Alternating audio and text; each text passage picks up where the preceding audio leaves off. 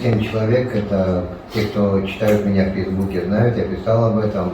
Мы 7 человек составляем общественный совет штаба. Те люди, которые будут решения принимать в этом штабе, и те люди, которые будут нести ответственность за принятые решения.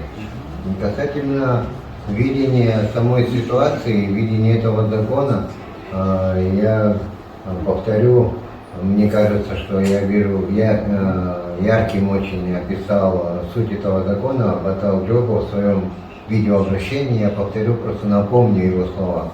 Для того, что есть народы, которые, не имея государственности, имеют свой язык, культуру, традиции, духовность, и которым не угрожает физическое исчезновение с лица земли.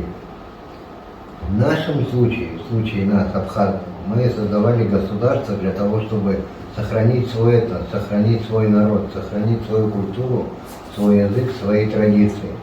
И вот принятие такого закона, мы считаем, я считаю, и мы считаем, что несет прямую угрозу и ликвидации, и несет угрозу нашему суверенитету, ликвидации нашего государства, а самое главное, исчезновению нашего народа, нашего этноса.